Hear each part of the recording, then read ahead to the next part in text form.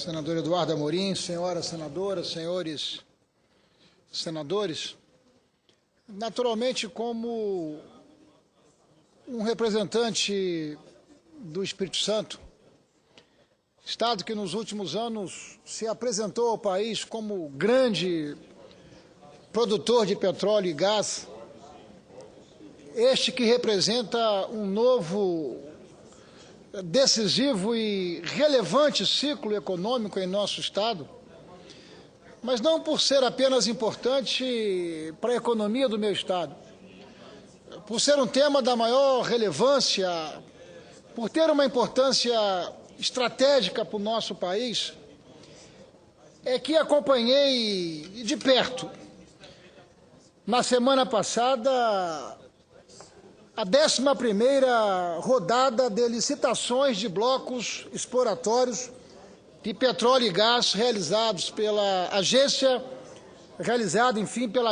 Nacional de Petróleo. O Brasil, a meu juízo, não marcou apenas um gol, senhor presidente. Eu acho que o Brasil marcou uma goleada. É fato que depois de um jejum de 5 anos sem a oferta de novos blocos no mercado, e 5 anos sem concessões, os investidores tiraram nesta 11ª rodada todo o atraso que o nosso Brasil necessitava. Entre uma rodada como essa e a efetividade do processo de produção, nós teremos um período de pelo menos de 5 a 7 anos. A Agência Nacional de Petróleo teve uma arrecadação recorde de 2,8 bilhões de reais com a venda de 142 blocos exploratórios. O ágio sobre o preço mínimo estabelecido para a concessão das áreas chegou a aproximadamente 800%. Inegavelmente um sucesso sem precedentes. O volume de investimentos previstos nos blocos arrematados é da ordem de 7 bilhões de reais. Todos esses dados já devem efetivamente ser do conhecimento das senhoras e dos senhores senadores e de todos aqueles que acompanham de perto este que é um tema muito relevante e importante para o nosso país. O que pretendo aqui não é reprisar esses dados. O que pretendo aqui é chamar a atenção para pelo menos 2 questões que considero da maior importância na 11ª rodada feita pela Agência Nacional de Petróleo. A primeira delas, senhor presidente, é o sucesso da estratégia de desconcentrarmos as áreas exploratórias. Como decorrência do avanço dos estudos geológicos, foram ofertadas áreas fora do eixo tradicional, São Paulo, Rio de Janeiro e o meu Espírito Santo. 11 estados foram contemplados e a vedete da rodada foi a margem litorânea que vai do Rio Grande do Norte até o Amapá, margem conhecida como setentrional. Além disso, foi possível registrar que o Brasil não se resume ao pré-sal ou não se resume ao pós-sal, em que pese toda a importância dessa descoberta para o Brasil. Foi grande o interesse por áreas terrestres, onde a bacia do Parnaíba foi destaque, mas também foi grande o interesse por blocos em águas rasas e águas profundas. Foi muito gratificante ver o interesse de investidores por áreas localizadas nos estados do Maranhão, do Ceará, do Piauí. Segundo a Agência Nacional do Petróleo, o que já está hoje sendo produzido no Brasil representa apenas 5% das bacias sedimentares. Eu me congratulo muito com o meu amigo, o senador Wellington Dias, por ver o Piauí sendo destaque, não apenas o Piauí, o Delta do Parnaíba, o Maranhão, enfim, a ANP tomando esta que era uma reivindicação que nós fazíamos e fazemos aqui sempre em nossos debates, sobretudo na Comissão de Assuntos Econômicos, para que a pesquisa e a exploração possa ser desconcentrada. Quer dizer, hoje Hoje, a produção de petróleo e gás, ela está concentrada em torno do Espírito Santo e do Rio de Janeiro. Esses dois estados representam 89% da produção nacional de petróleo e aproximadamente 56% da produção de gás. Por que razão? Porque a Agência Nacional do Petróleo, ao longo dos últimos anos, não desconcentrou a exploração de petróleo e gás, não é, em todo o território brasileiro. Mas ouço com prazer o meu querido amigo, estimado senador Wellington Dias. Senador Ferraz, eu primeiro quero reconhecer aqui do trabalho de Vossa Excelência, no sentido de que se tenha essa expansão dessa riqueza no Brasil.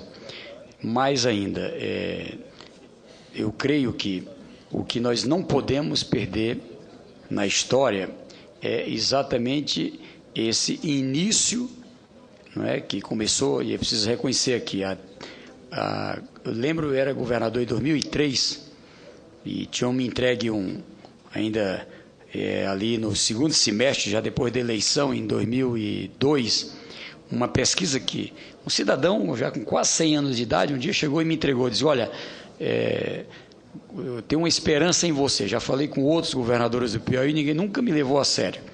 E me entregou um documento, uma pasta. Eu sou pesquisador da Departamento de Mineração, me parece, que era o nome antes da Petrobras. Seu estado tem gás e tem petróleo. E eu fiquei ali olhando aquilo. Eu sei que você não vai acreditar. E tem soya gas também. Aí ele dizia, mas vá lá na Agência Nacional de Petróleo, que você vai encontrar esse documento aqui. Isso aqui é uma cópia.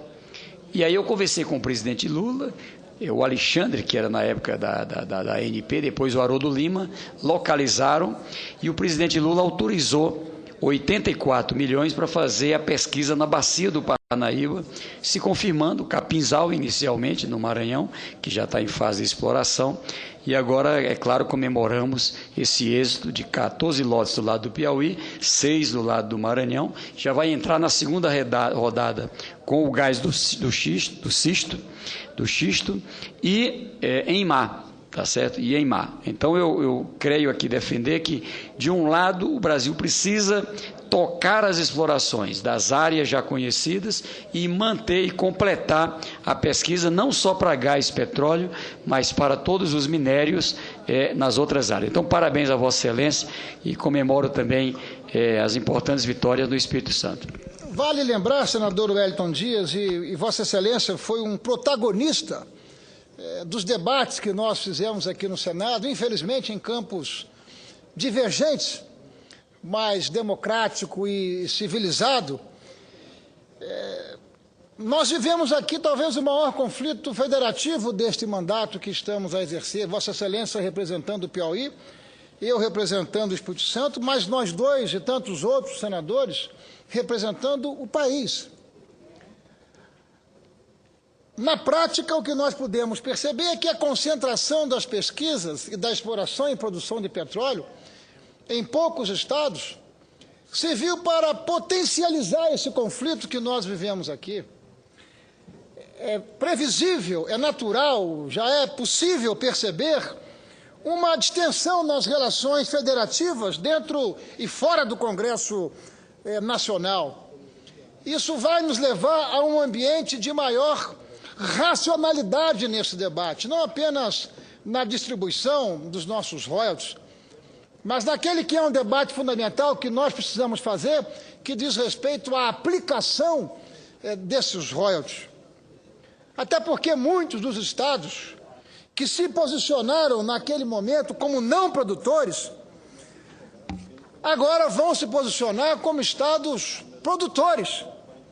E isso seguramente vai ter como conclusão e como resultado a distensão desse ambiente político, considerando que muitos estados federados terão acesso a essa riqueza que poderá favorecer e fortalecer o desenvolvimento econômico e social em mais estados e mais regiões do nosso país.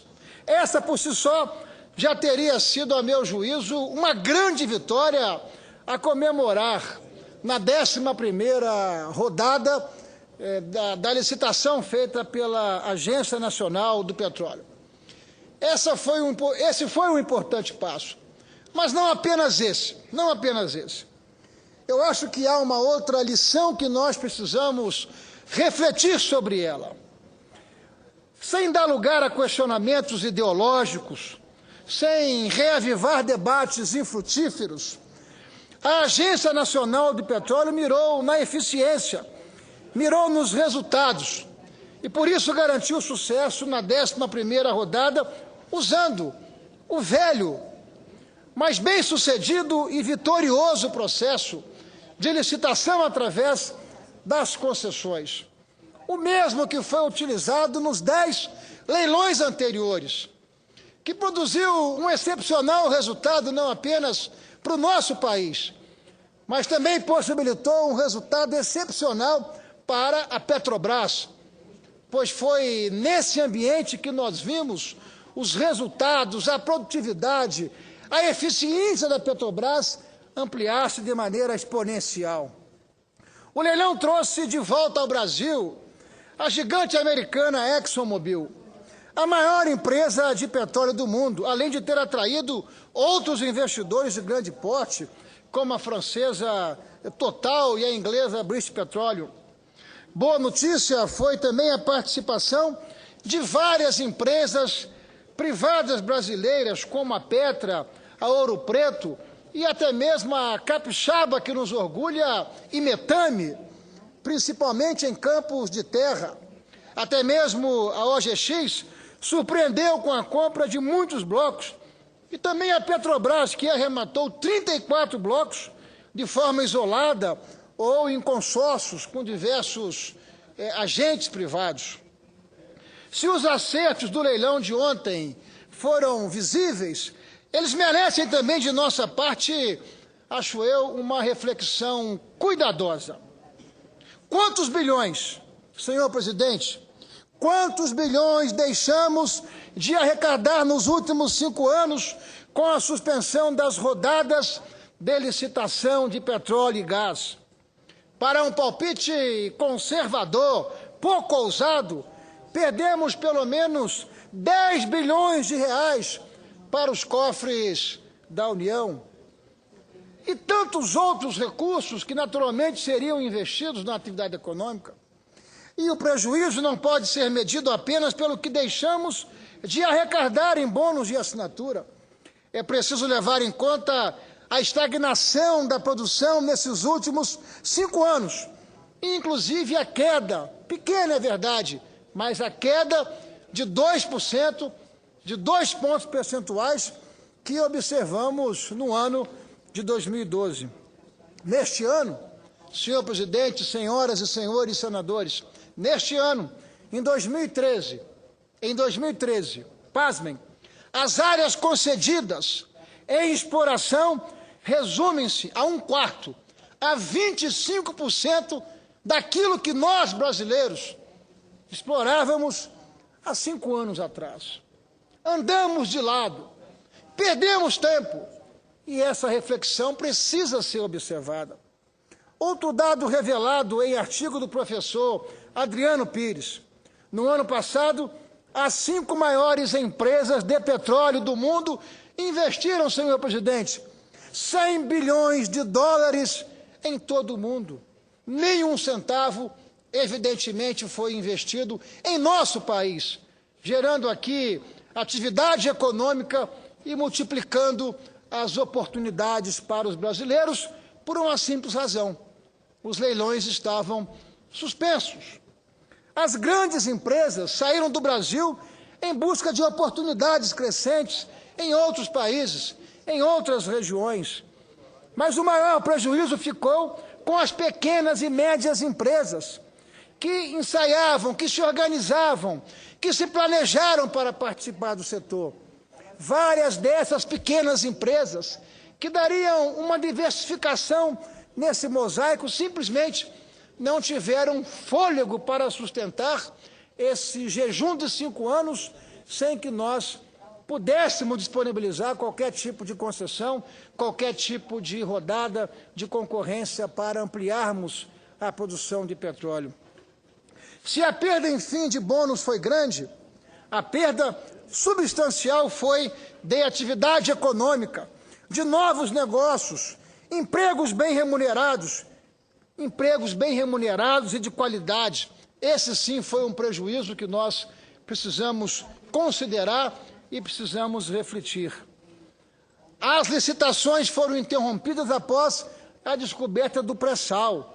Em meio às mudanças do marco regulatório do setor, de uma discussão acalorada em torno dos modelos de concessão e de partilha, e da pressão pela redistribuição dos royalties. Ficamos aqui perdidos em conflitos ideológicos.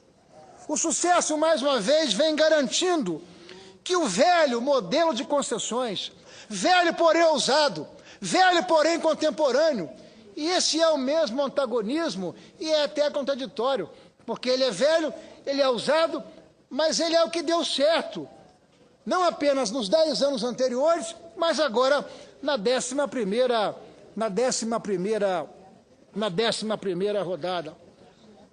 Estou convencido, senhoras e senhores senadores, que chegou o momento, enfim, de termos a humildade suficiente para refletirmos e revermos as nossas escolhas.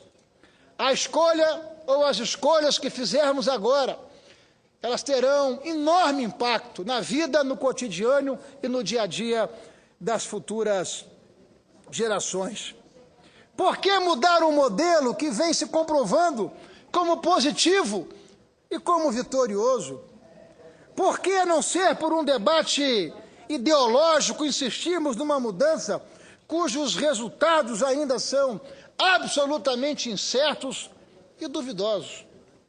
É com base nessa reflexão, senhor presidente, senhoras e senhores senadores, que apresentei no final do ano passado, aqui no Senado, projeto que adota o regime de concessões como modelo único para a produção e exploração de petróleo, tanto na camada pré-sal como na camada pós-sal. Regime único por ter se apresentado vitorioso. Assim, o PLS 416 de 2012 estabelece a concessão como modelo contratual, tanto para o pós-sal quanto para o pré-sal. E aqui eu aproveito a oportunidade para reivindicar do presidente, do meu querido presidente, amigo, querido e fraterno, senador Vital do Rego, que nós possamos distribuir esse processo, esse projeto na Comissão de Constituição e Justiça, para que ele possa tramitar, e nós possamos, na Comissão de Constituição e Justiça, que possamos, na Comissão de Assuntos Econômicos, fazer um debate técnico e um debate político, aliando a boa política e a boa técnica, que poderá produzir, estou convencido, excepcionais resultados para o nosso país. Será, enfim, necessário, obviamente, aperfeiçoar o regime de concessões ao tamanho do potencial das reservas do pré-sal, mudanças devidamente previstas em nosso projeto, que de forma alguma nos colocamos como donos da verdade, mas como proposta para que esse debate possa ser enfrentado e possa ser aprofundado. Que também tenham cuidado de assegurar que novas áreas exploratórias sejam oferecidas de modo mais disperso pelo território nacional, de modo a manter como contínua e permanente a decisão acertada da Agência Nacional de Petróleo em desconcentrar a pesquisa e a exploração no território brasileiro.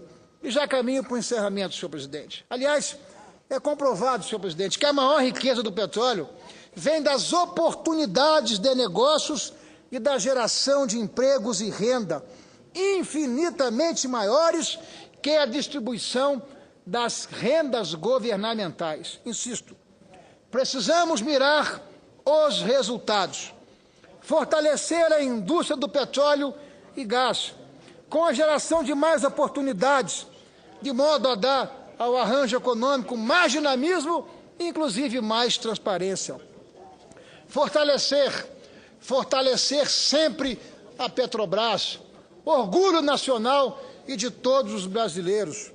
Fortalecer a Petrobras e a harmonia entre os Estados federados.